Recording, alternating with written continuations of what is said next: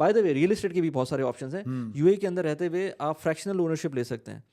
कुछ प्लेटफॉर्म्स यहाँ पर ऐसे हैं जिनके बारे में मैं भी अपने चैनल के ऊपर वीडियोस बनाता हूँ, जिसमें अगर आप चाहें कि 500 दिरहम आपके पास हैं, आप चाहते हैं कि यूएई की किसी प्रॉपर्टी के अंदर इन्वेस्ट कर दें 500 दिरहम, तो टोकनाइज इन्वेस्टमेंट कहते हैं उसको। अच्छा। वो भी आप कर सकते हैं।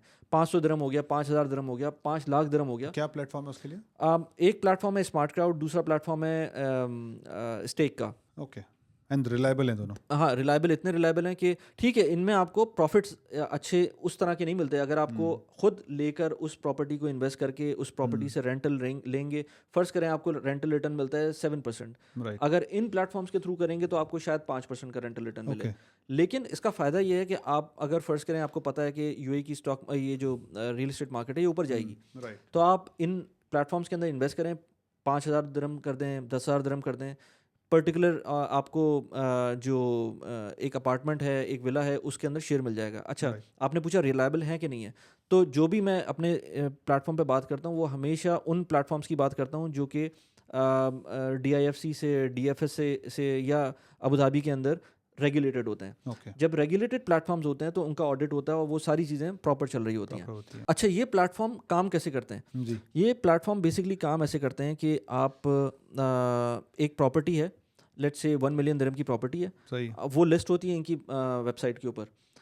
अब आपके पास फर्स्ट करें 10,000 दिरहम है, आपके पास 5,000 दिरहम है, जो भी अमाउंट है आपके पास, मिनिमम शायद 500 दिरहम या 1000 दिरहम है। ओके। और मैं जिसके पास ज़्यादा पैसे हो मैं उसी को कहता हूँ एटलीस्ट। तो ये ऑफ प्लान प्रॉपर्टीज होते हैं या नहीं, ये रेडी प्रॉपर्टीज होती है, ये रेडी प्रॉपर्टीज होती हैं। ऑफ प्लान पे अभी तक ये लोग नहीं आए। वैसे मैंने इनसे पूछा था तो कह रहे थे ऑफ प्लान पे भी आएंगे, लेकिन अभी तक ये रेडी प्रॉपर्टीज हैं। तो वो अपार्टमेंट है, इनके पास लिस्ट हुआ हुआ है, ये फंडिंग स्टार्ट करते हैं। जो रिटेल फंड लोग होते हैं वो फंड करना स्टार्ट करते हैं। पहले किसी ज़माने में टाइम लगता था, अब इनके पास इवन 6-7 दिन के अंदर फंड हो जाती है प्रॉपर्टी। वो जब फंड हो जाती है प्रॉपर्टी, उसके बाद ये उसका जो भी पेपर वर्क होता है वो करते हैं और उसको DLD के अंदर रजिस्टर करते हैं।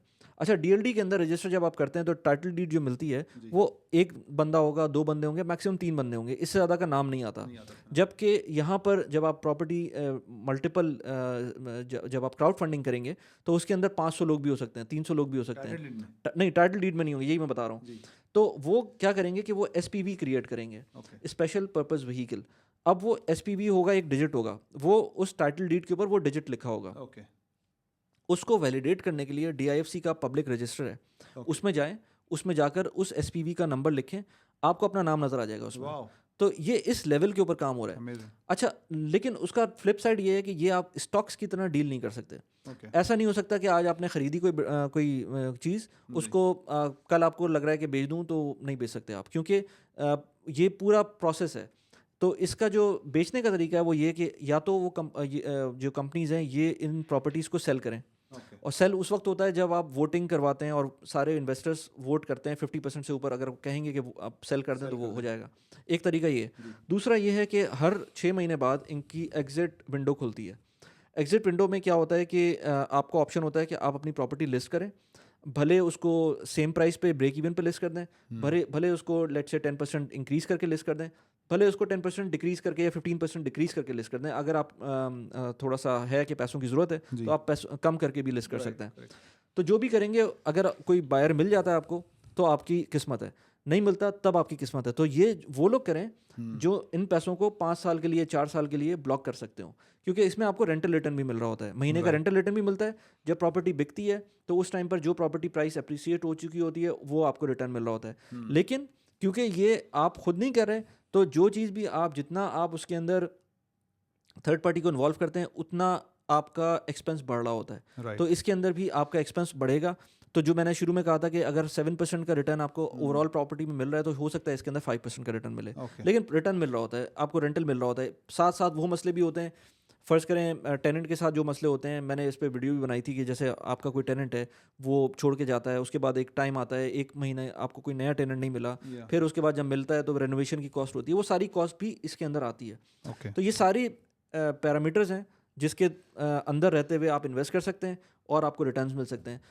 पॉइंट सिर्फ ये है कि ये जब जितने सारी ये मैंने चीज़ें आपको बताई हैं, जब आप ये करना शुरू करते हैं, ये बहुत आसान नहीं है, ये सारा काम आसान नहीं होता, इसके लिए पढ़ना पड़ता है।